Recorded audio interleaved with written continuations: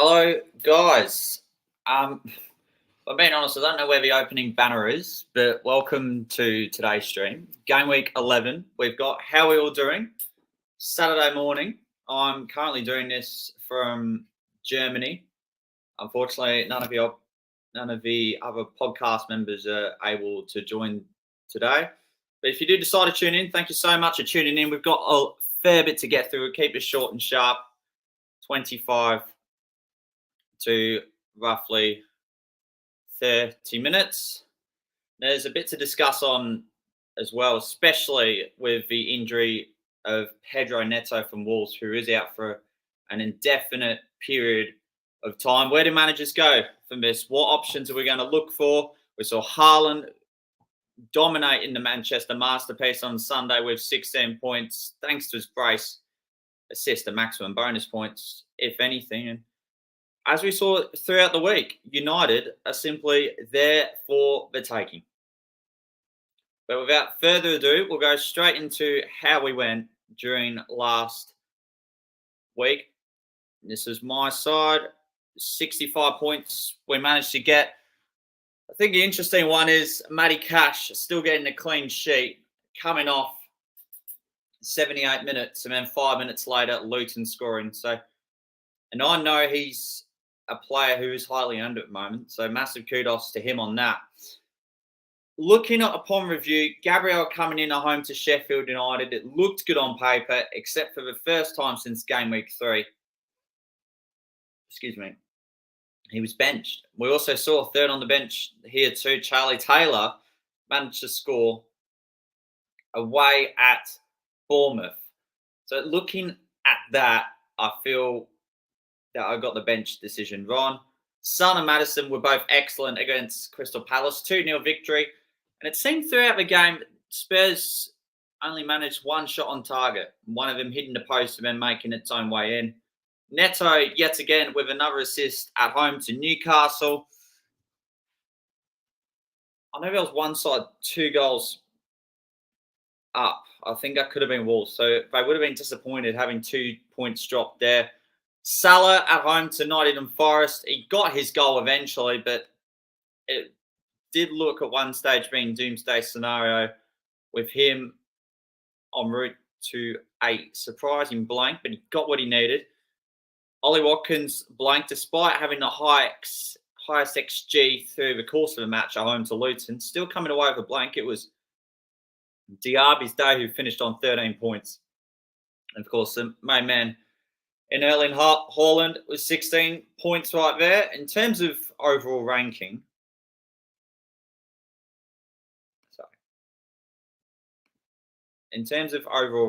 we've gone now down to 174,000, having once been at 137k. A slight dip, but I did feel this was going to come eventually. En route, let's see how the other sides went. If we go to our own mini league, let's see if I can find it. FPL Addicts Podcast League. Start off at the bottom. We've got Jack's side here. So he had Haaland as well. I think a lot of us did. But what did come as a surprise is that only one person captained Haaland, and that being Chris Reed, which we'll get to his team shortly. Højlund, if anything, is not a bad pick. I just don't feel he's got the right style and players around him in which, it hasn't been able to convert the fantasy points he should have by now. However, I was speaking to a United fan who also knew of a couple of City fans, and some of those City fans made a very mind-boggling comment in that they would rather Højlund in their side over Erling Haaland at the moment. I'm not sure whether it's based on current form or potential, but Haaland's potential, and it's probably so close to winning the Ballon d'Or at the age of 23. That's scary how much he could win come the end of his career. He had Son as well. Cash with a clean sheet. Zinchenko was a really good pick. This is the one that stood out to me with 2 bonus points and a clean sheet. As the privilege, Gabriel and owners, unfortunately, when able to retrieve themselves. Charlie Taylor, third on the bench. I do like the Jensen pick. I think that is a really good shout. He's been unlucky. Back-to-back blanks. Coming off 63 minutes. I don't think that would be a cause of concern for his owners. He did get a 10-pointer. Got an assist away at Forest and also scored against Everton. So he does have that pedigree. And only been owned by 3%. I still think he's a good shout despite having back-to-back blanks. Excuse me. Oh, geez. I've got the syllables mixed up at the moment. We go to Reedy's team. He finished up on 70 points. Not too bad. With a game week rank of 4.1 million. Took a hit while he was at it too.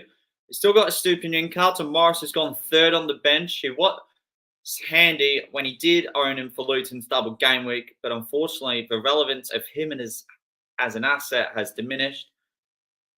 Got the cash clean sheet. Saka got an assist in a 5-0 home win.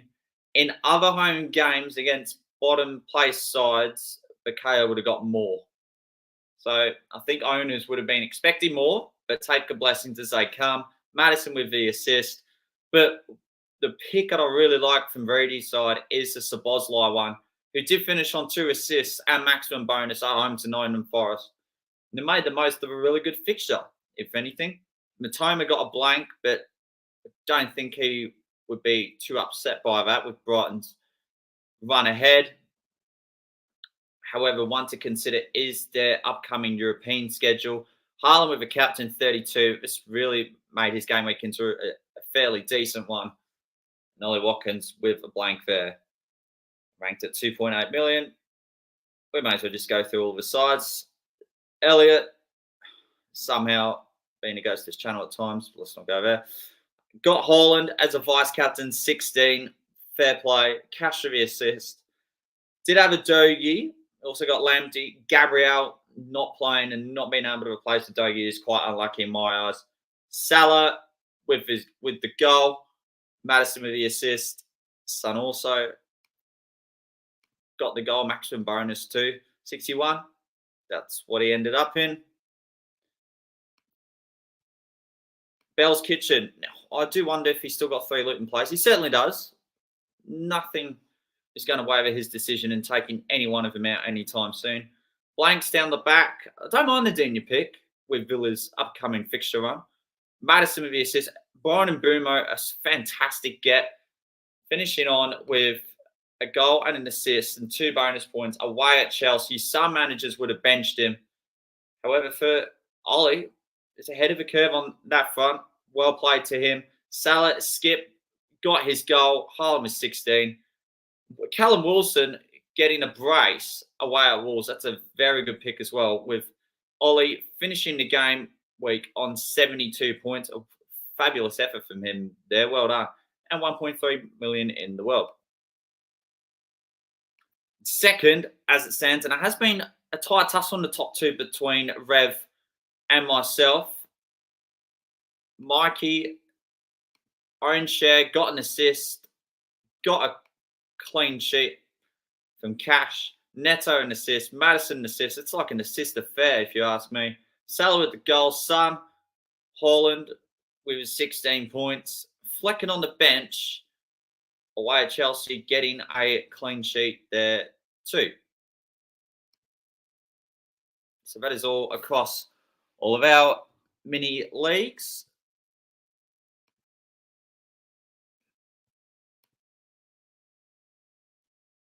If anyone's tuning in, feel free to ask any questions along the way. I'll get set up with the next screen to come.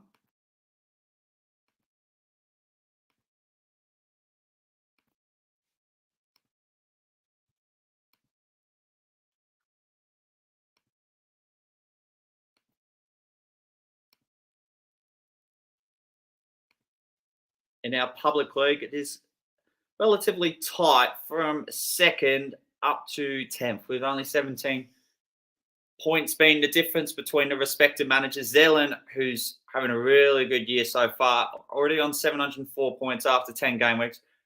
3,400th in the world, if you don't mind as well. Going roughly over his picks, Jordan Ayew in midfield and getting a goal in the 94th minute. That is jammy stuff, but I'll rate it. Unfortunately, the captaincy pick, on paper, it looked really good, but it did prove as a disappointment for Zealot. Haaland with his 16, got Madison's son, Saka, ended on 65. That's about standard. On to the next one. We go in the Women's League, which I think is this one.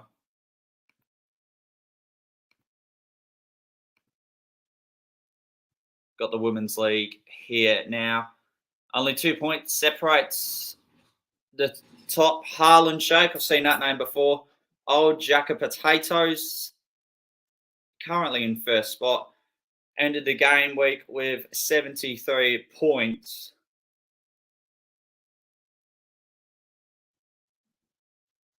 Just right here. Cole Palmer is a really good shout, by the way, I feel.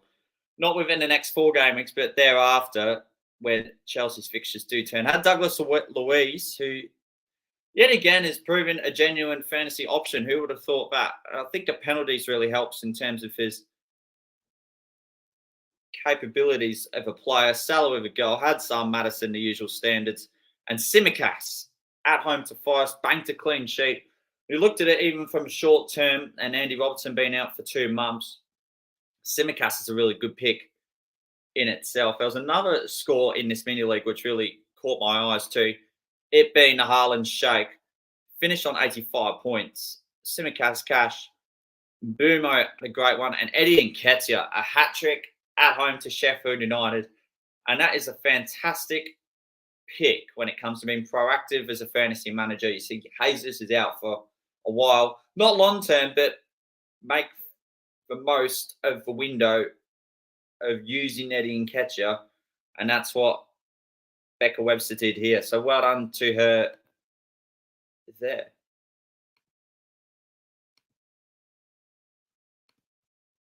Checking what's to go. So as I said, a discussion point heading to this game week is Neto. I think the Villa assets are proving somewhat interesting as well. Watkins having a blank, you wouldn't look too much into it, but Douglas Luiz, having scored yet again at home to Luton, proves a real good option if you ever want to double up in the Villa attack. Diaby got a 13 points, which he did blank for a good few amount of game weeks, to say the least. Also had Soboslai, who looked very dominant. Ones to avoid at the moment, Arsenal's Gabriel. You wouldn't buy him this week. Arsenal are away at Newcastle, followed by a Champions League game. In addition, James Ward-Prowse probably seems to be in a void after having his first 4 games coming away with fantasy returns in each of them. Starting off as a hammer, he's now blanked in 5 successive game weeks.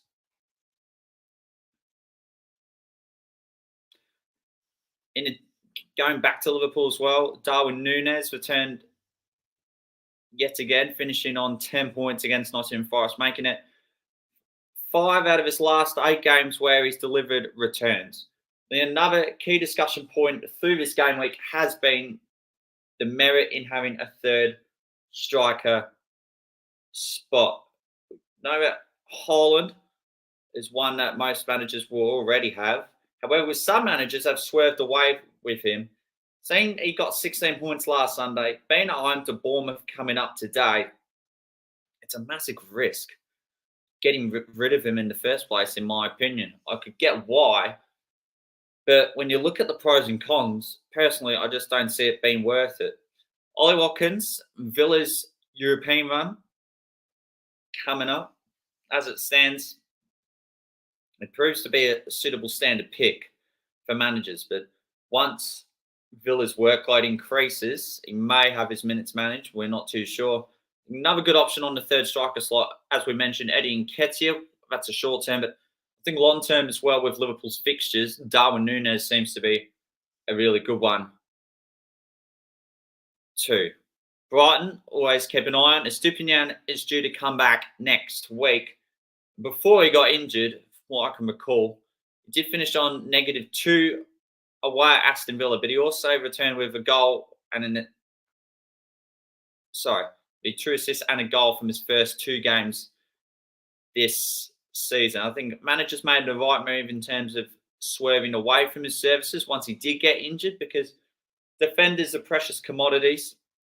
With Kieran Trippier already coming back into form, plus trying to put in as many budget defenders as possible for us to accommodate the likes of Saka, Son, Salah, Haaland, Watkins, you have to make certain compromises. In Kieran Trippier, he got 0 last week. However, heading prior to that, he would have got roughly 40 points within the last 4 game weeks. Home to Arsenal does prove a tricky fixture. Heading into a long term as well, Newcastle do have some very good fixtures themselves. We've got Gary who's joined. G'day, Gary. Hope you're well, mate. Hope you're excited for this coming game week too. Let me know your moves and your captain choices. We've got captains coming up shortly. No Son, but we'll just roughly go through all the candidates. It's roughly the premium standards like you would usually expect.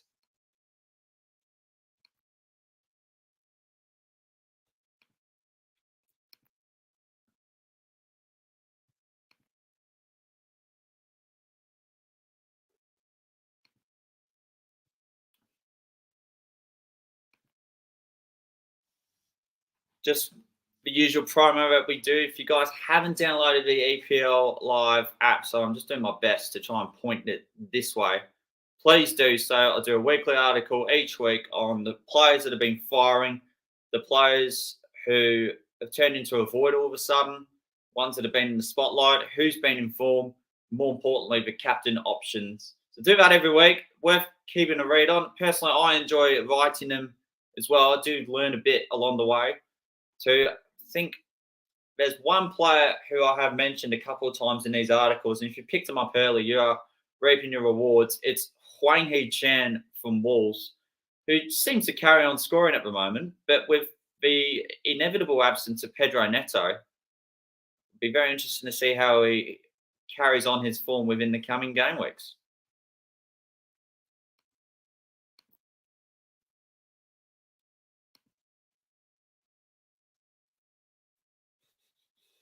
Bonus Bank. Don't think we have the updated stats of that at the moment. So without further ado, I'm going to try and get my team up for this game week. 2 moves in defence. Tsimikas and Gehi in Salah captain. I like a Salah shout. Away at Luton. I'll mention this soon enough, but I think Luton's defence at home is a lot better than I thought it would be. Because of that, it's sort of somewhat put me off Salah. But the last 2 weeks, I've fallen on the wrong equation between captaining Haaland and Salah. And come the end of it, it may prove as a big difference. It's good to have those assets. More importantly, it's better to have the assets than not owning them at all. As it stands, I think I'll back Haaland only because it's at home to Bournemouth. And I think there's a staggering record in which Man City have scored 21 league goals within the last 6 or 7 league games against the Cherries. It's a great record. I know Raheem Sterling scored a few of them. He loved playing Bournemouth. Haaland has a good track record, in which we'll mention in the captain segment very shortly. Gehi is a really good one too. I think he's flown under the radar as an option. Tsimikas coming in, that's a great shout too.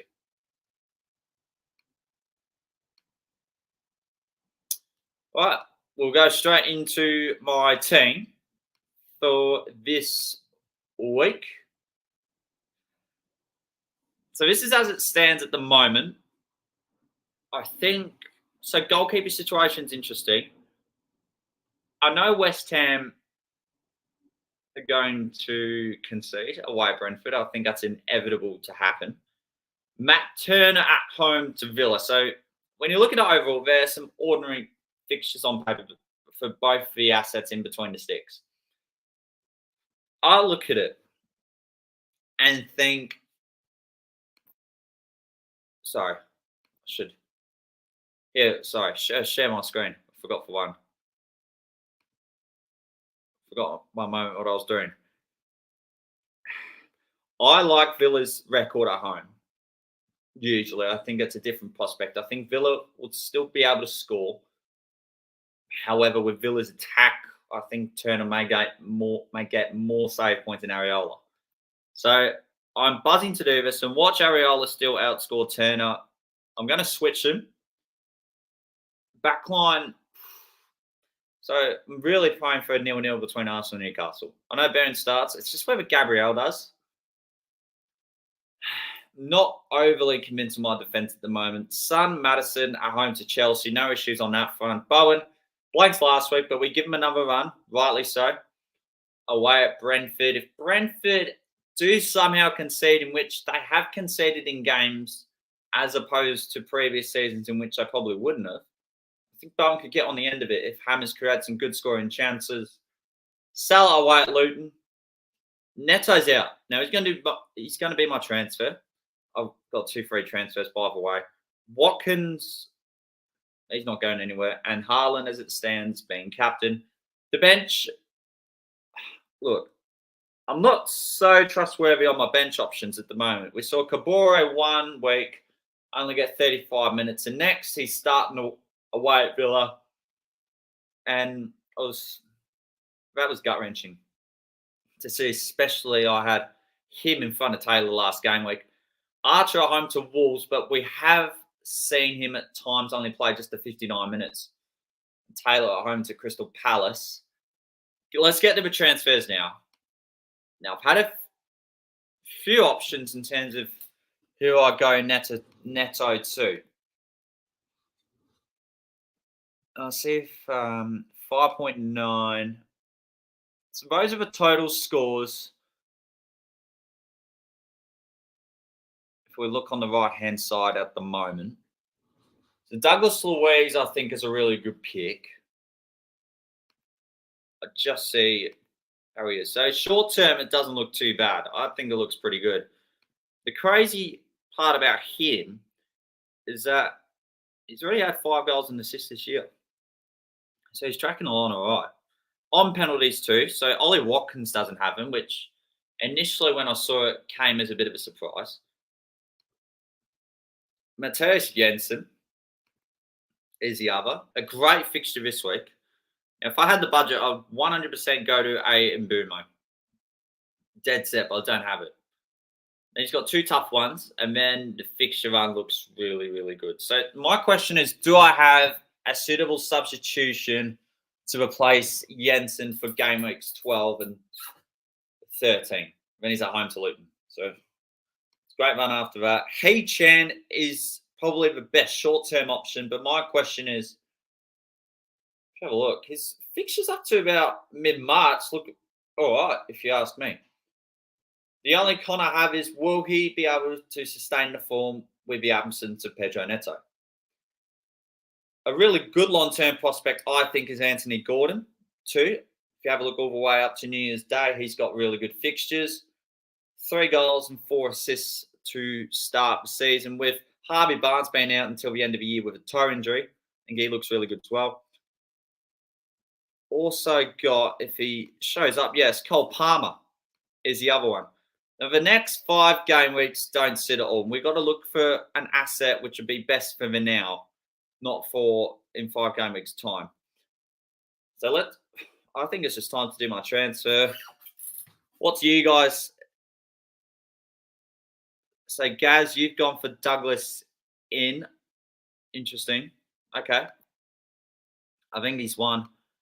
He's definitely in the top 5. I think Hee Chan looks good. I'd like Anthony Gordon as well. Tough fixture this week, but after that, Bournemouth away looks great. Chelsea at home, I actually think looks good. Man United at the way they're going, that should be a FDR 2. Everton away and Spurs away. That looks really, really good for Anthony Gordon, if you ask me. Hee Chan for... Actually, looking at this, yeah. Hee Chan has got low ownership, but it seems he's been returning more often than Gordon. However, they've returned exactly the same, both with 7 attacking returns. Chan with 6 goals and an assist. Gordon with 3 goals and 4 assists within the first 10 game weeks of the season. I'll look at Douglas Luiz very quickly. 5-1. Okay. Jeez, this is a tough call to make, if you ask me. I don't think I'll go Douglas Luiz, to be fair. Chan, Gordon, Cole Palmer doesn't seem to be in the frame right now. I don't like any of the other Villa assets. Oh, jeez. Gordon, I think, looks like I actually think it looks good. You know what? That's what I'm going to do. We are going to go Anthony Gordon. We'll use one, roll the other for next week. We don't need the free hit. Let's just confirm our transfer. Yeah, let's do it. Cool. All right, this is my team. So what I really want from this Newcastle-Arsenal game is Gordon to do a cross on the left-hand side. Somehow Dan Burn magically appears. He heads the ball in. Goal. And then Arsenal have a corner. Saka whips it in. Then Gabriel, boom, magically pops up, heads it in, goal.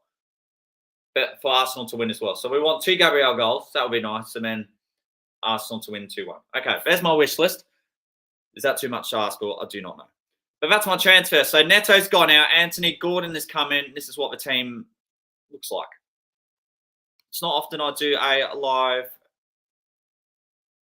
transfer. I agree, Gary. And thanks so much for tuning in. I really appreciate it, to be fair. A few good choices. It is a coin toss. You got 73 last week, 3 green arrows within the last 3 weeks. Mate, you know what? I love that. I really do. So that's it for my team. I wish I could show anyone else's, but they've all decided not to show up. But that's okay. We've got to let the show roll. We'll remove that screen.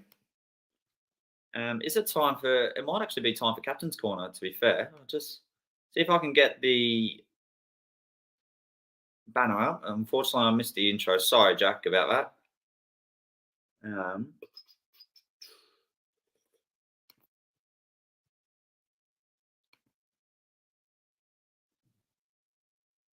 No, I don't want the... Geez, there's a lot of options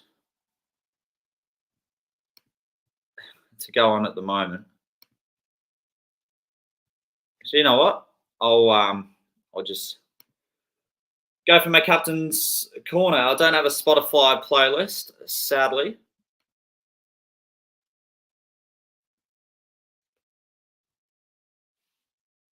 But we'll just say all the options. Quentin, great for you to join. I know, look, I will acknowledge it is hard work in this, but look, 5 viewers is 5 more than I thought. And I'm doing this in my hotel room in Dortmund. Got a big game tonight I'm heading to. Dortmund, Bayern Munich. So really appreciate the love. Thanks so much for briefly tuning in. I do appreciate it. Not for enough Hoyland in your teammate.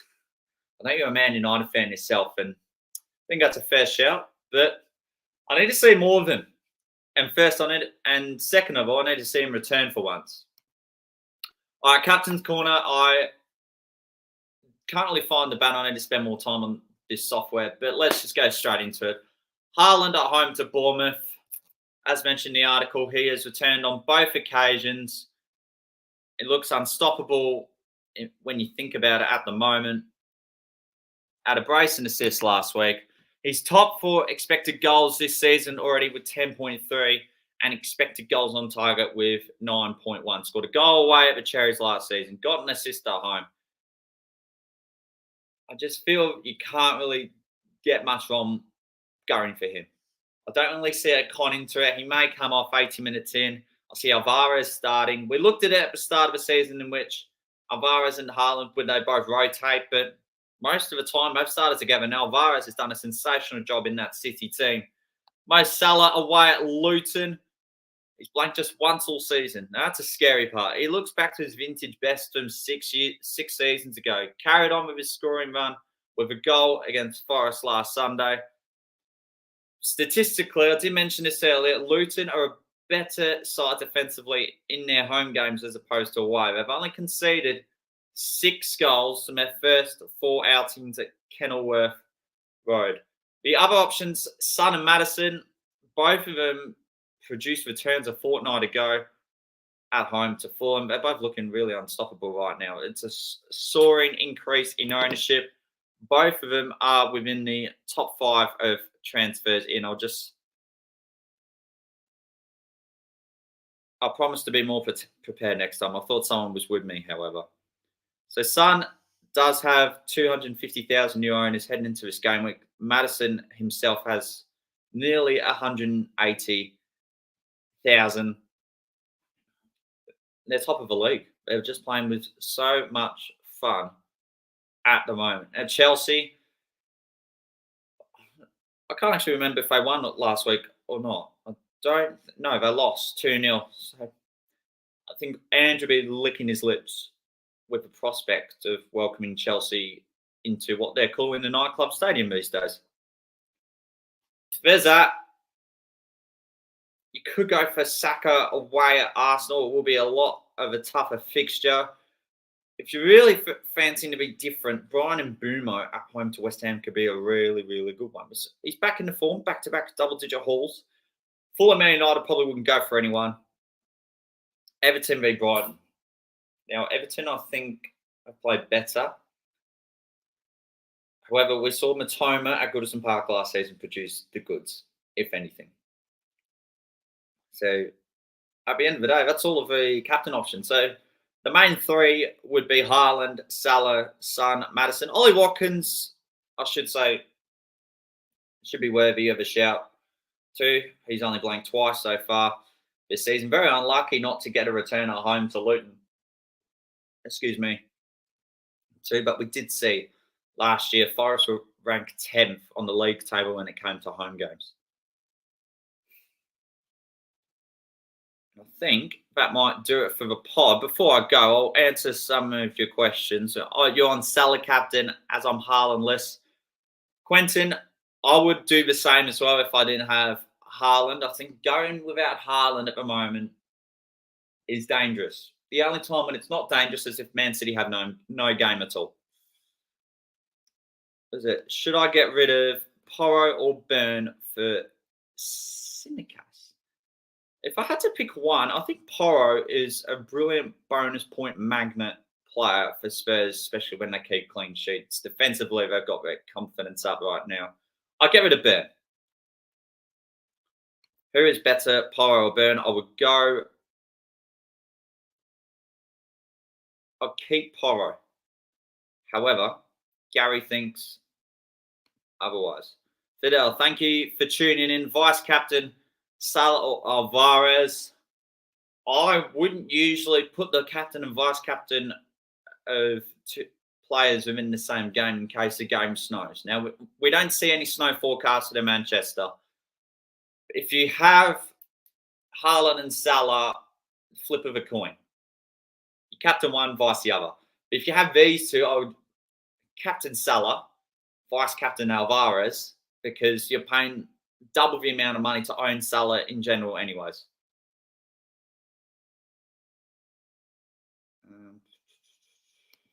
And this is a bit off topic, but thank you for that comment as well, Miriam. I appreciate you tuning in to the Wednesday night for Finnegan's podcast. So that's about it for today, guys. And if I'm being honest, I was a bit more surprised with the amount of people that tuned in, but thank you very much for doing so. Jack, once again, I'm sorry I forgot to play the intro. I forgot where the section was. Someone had to roll the scheduled stream for today, but I promise I'll do better next time. More importantly, good luck to you guys this game week, and may your arrows be green. We'll be back next week for our Game Week 12 edition. Hopefully, it's just more than me involved. Have a great weekend. Cheers.